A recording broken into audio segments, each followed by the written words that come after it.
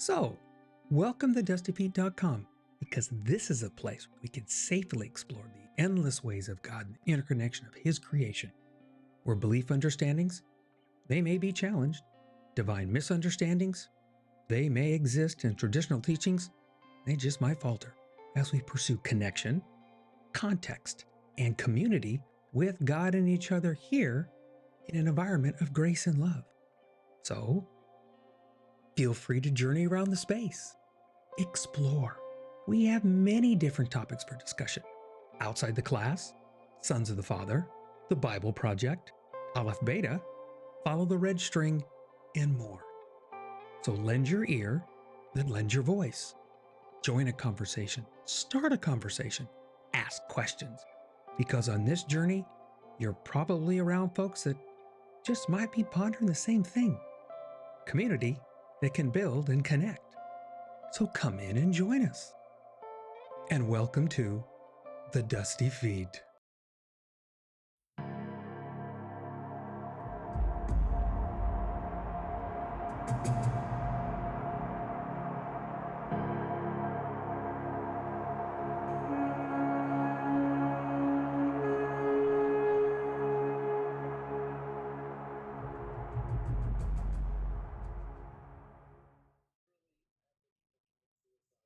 Good evening. It's August 3rd, 2023, and welcome to another one of our branches on the vine we're continuing this series about how to view the Bible. This is part 11, because we're going to be discussing biblical poetry. We'll be using the videos from the Bible Project, of course, as our launch point, so we'll continue from there. We'll see where it takes us. So, welcome this evening to The Dusty Feet.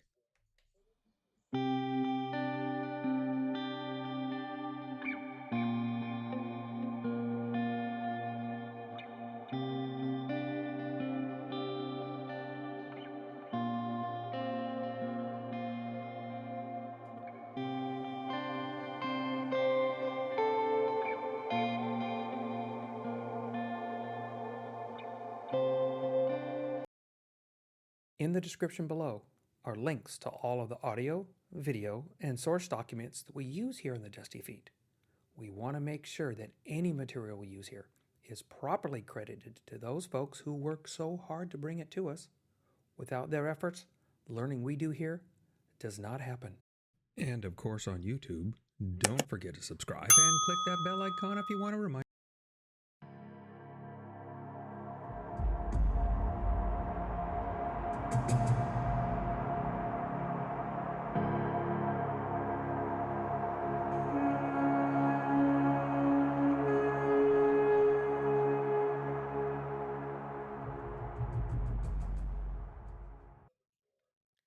Okay, so like we continue to mention each week, we'll be starting with these expectations, right? 1, this is not a definitive, you shall do this, right? It's hopefully a way one might just opt to look at things. 2, this is a series, so there'll be no one-line answers, actually many episodes with different responses and different options. 3, give grace as each person learns more about this wonderful collection of scrolls that we call the Bible. 4, again, this will be a series that builds on itself, so there's an expectation that one would have listened to the previous episodes to keep things in context. We're building here, yeah? And 5, through this series, I will probably have a few points that will be differing from Tim and John. By no means am I saying that they are wrong, just that I have a differing view on some things. I have nothing but the highest honor and respect for those two and all the work that they do with the Bible Project. So, let's continue the journey with that's next video, biblical poetry. Enjoy. So we've been learning how to read biblical narrative and showing how the Bible is one unified story. But 30% of the Bible is made up of ancient poetry. And I don't know about you, but I don't read a lot of stories where 1 out of 3 pages is some kind of poem. Yet poetry is everywhere in the Bible. Some biblical books are entirely poetry. Most of the Hebrew prophets wrote masterful poems, and the majority of God's speech in the Bible is represented as poetry. It's also very common in biblical narrative for the story to pause while a character breaks out in poetic song. Like in the Exodus story, there's a narrative about Moses leading the Israelites through the waters of the sea, and that's followed by a beautiful poem about the very same thing. Why a story and a poem? Wouldn't one version suffice? Well, poetry has a different purpose than stories. Instead of describing the difference, let's just experience it. Okay. So, one part of the story goes like this. The waters were divided, and the Israelites went through on dry land with a wall of water on their right and on their left. That seems pretty clear. Right? Now the poem, telling the same event. O Lord, by the blast of your nostrils, the waters piled up. Surging waters stood like a wall. Deep waters congealed in the heart of the sea. Whoa, a wall of surging water? Like jello and divine nostrils? This is intense. Yeah, the poem ignites your imagination through the experience of verbal art. And biblical poets did this with a specific set of tools. And that's what we're going to look at, the art of biblical poetry. The basic unit of any poem is the line.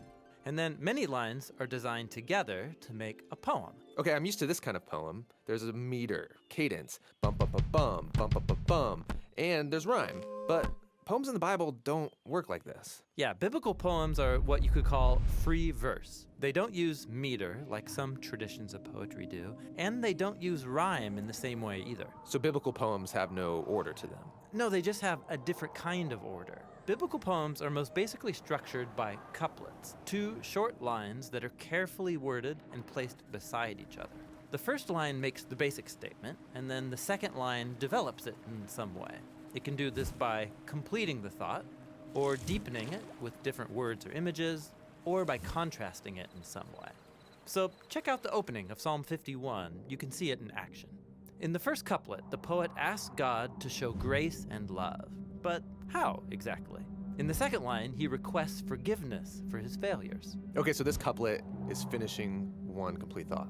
Right. And then the next couplet opens with washing as a metaphor, and then the second line offers a more vivid image, that of a priest in the temple purifying things so they can be in God's presence. Okay, so taking an image and deepening it. Right. And then this third couplet opens with the poet's awareness of his sin deep inside. And that's followed by a description of the sin being outside. It's like it's in public, visible to themselves and other people. So this couplet takes an idea and contrasts it. Exactly. So couplets by nature are a bit repetitive. But the repetitive language forces you to slow down and linger over the feeling and meaning of it all, looking at each idea from more than one angle. And then groups of couplets can come together around one key idea. It's like a diamond with many facets, each line offering a different glimpse into the same core reality. So this poem is exploring what it's like to be forgiven, offered a second chance. And that's the kind of experience that can change a person. It's worth savoring and pondering. Now, biblical poets also use repetition on a larger scale. In many poems, you'll find a key line that's repeated multiple times. That's called a refrain. Or they'll open and close the poem with a similar couplet. That's called an inclusio. Now, so biblical poets love design. Oh yeah, these are works of verbal artistry. These poets use repetition to create all kinds of elaborate patterns that invite the reader to make connections between different parts of the whole poem that open up even deeper layers of meaning. Cool. So I'm feeling at home with ancient Hebrew poetry. But remember, poetry isn't something you master and then move on. Biblical poems are a bottomless well. They're packed with a surplus of meaning for those who are willing to slow down and ponder them. And they're trying to pull my mind in new directions and discover new ideas. Exactly. And there's even one more tool that biblical poets have to do that very thing, and that's what we'll look at in the next video.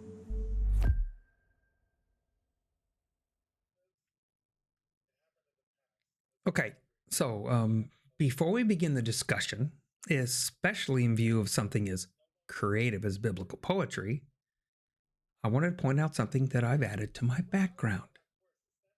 It's over my shoulder. It's an artist's palette. And in this particular palette, it belongs to my oldest grandchild. Yes, a teenager, Abriella Ortiz. She is a beautiful and unique young woman, of which I am so very proud. She is so amazingly creative that I will probably never fully understand it. But I have this palette, and it reminds me of so much. Actually, the more I think about it, the more it comes to mind. It can represent so many things: beginnings, endings, collaboration, creativity, diversity, expression. All of these things are connected to this palette. I might even add a place and a time, right? Because this happened somewhere when. I love what this palette expressed to me and how it reminds me of her. But oddly enough, you don't see the end product, do you? You have no idea what what it helped create. And yet, it still represents so much. So now you know a little story about my background. There's a lot going on back there. Okay, back to biblical poetry. So did you stop to think that it has so much poetry? And how do you personally view poetry? How do you see the different types of poetry? Did you get that 30% of the Bible is biblical poetry? It's almost a third. That's a lot. And the other part is, how many of you actually enjoy poetry? But did you ever really stop to think that part of being a prophet was being able to write masterful poetry? Or that the majority of God's speech is represented by the same biblical poetry? That God, and when he chooses to speak through his messengers, he does it in creative language and the visual art of poetry. So Tim brings up a point of the difference maybe between a story and a poem, right? One of them is more like details, right? That's what's in the story part, while the poem invites a listener to express it. Then they gave a great example, right? And the waters were divided, and the Israelites went through on dry land, a wall of water on their right and on their left. Pretty clear, yeah? But then with the poetic response, we're invited into the creativity of imagination. O Lord, by the blast of your nostrils, the waters piled up. Surging waters stood like a wall. Deep waters congealed in the heart of the sea. That imagery, that's poetic for sure. I'll bet you even breathed out your nostrils when you first heard it, just to feel the air. I know I did. But as Tim put it, how did he say this? Igniting the spiritual imagination through the medium of verbal art. It's not literal, just meant for you to breathe. So, yeah. Okay, so in school, we covered many different poems, and probably one of the most famous and simple poems, at least in Western English culture, right, is the roses are red, violets are blue. Roses are red, violets are blue, sugar sweet, so are you, right? Because Tom brings up the point about the meter, the cadence, bum, bum, bum, bum, right? We're very used to this rhythmic type of poem. But then because then Tim talks about the point that biblical poems being a lot of free verse. So I want to take a moment and diverge a bit on that thought, right? Because when we, in English for sure, right, when we translate the Bible, we just look for the word to represent closest to the word itself. And even then we mix it up sometimes, yeah? But our English sounds, they're not even near the same. They're not even close. But Robert Alter, for instance, right, he's completed a translation, and it's in English. There's a link in the description, because he's trying to capture the rhythmic cadence of much of the Hebrew scriptures. Robert Alter, has chosen words carefully, and as you listen to them, you get much more of a feel of or a sense, right, of that rhythmic cadence. But to be really fair, one should probably just maybe take a shot at listening to it in Hebrew. Yes, you will most likely not understand it, but you will hear some of the rhythm and the rhyme. So, yes, there is, as Tim put it, free verse. But maybe it's worth a look to see or a listen to see if we're missing something as well. Maybe that's just because of a study bias. Yeah. Because Hebrew, it does have a different kind of order. It is structured differently, right? Go figure. So then Tim gets and he starts talking about couplets, right? Lines placed together for a purpose, for completing it or contrasting it, as he used that as one of the examples, right? And then Tim brings up Psalms 51, verses 2 through 4, right? And these three elements and that pop up in these verses, the completeness, deepening, and contrast. And yet, I wonder if you might have missed something, because it's not just a poem, and we'll get to there, but this is one that's meant to be sung. These are verses in a song. Yeah. My wife and I, we were traveling recently down to Jacksonville, her for business, and me, I took the time to visit with my eldest daughter, Cassia, hence the addition to my background. But while on the trip, we listened to a lot of music, and we were commenting on the realization that many were just expressions of their hearts or the lives of these artists. Yeah. They were telling you a story about themselves, most often through poetic imagery, not literal descriptions. So the opening of the chapter of Psalm 51, right? Verse 1, right? For the choir director, a psalm of David. When Nathan, the prophet, came to him after he had gone into Bathsheba. This is a rather famous chapter in the Psalms, and it's oft referred to as the created me a clean heart, O God chapter, right? Yet, this is a song, and it's meant to be put to music, and it's meant to be sung. Maybe on Radio Jerusalem, right?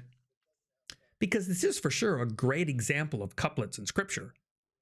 But I could not pass up the opportunity to bring out something that should not be missed. Listen to the words. This is a plea to God for forgiveness. But let's not forget, this is not a promise, but a plea for forgiveness. And yet, in spite of that plea, even with this masterful bit of poetry and song, the consequences for the actions were deeply tragic. They could not be avoided. Forgiveness, yes. Consequence, no. So, what did they get to? Oh, another part of biblical poetry is, of course, the refrain. Something you're probably very familiar with since it's very much a part of music, right? The refrain, the repetitive verse or the line that strings the thoughts together, right? We've covered many times here on the Dusty Feet about chiasms. They pop that up there, that ABC, CBA, right? Poetry with elaborate patterns that invites the reader to connect the thoughts, to listen and remember. And then sometimes that refrain is just to connect the reversing pattern. It's kind of cool, I think. But let's remember that if you took any poetry classes in school and you were aware that there are many different discussions about the meanings about many classic poems, the depth of the lines, the imagery it creates, and how that can be viewed differently in different cultures and times. The depth of biblical poetry, that is a well that when hollered down will echo deeply in response. And if you choose to drop a shekel in it, I'd be willing to bet that you'll never hear it hit the bottom. Metaphorically, of course. So this is just the first part of this series. We have yet to discover poetic metaphor. Go figure, it's the next part. The prophets, the books of Solomon, and one of my favorites, apocalyptic literature. This should be fun. So our point to ponder. In our point to ponder, I'm going to show you a close-up of that actual palette over my shoulder. I think it's beautiful. This one came to me also. Maybe this is what the other side of creation can look like. It's a poetic metaphor. And thank you, Abriella Ortiz, for sharing a bit of yourself with me. And thank you for being with us tonight on The Dusty Feet.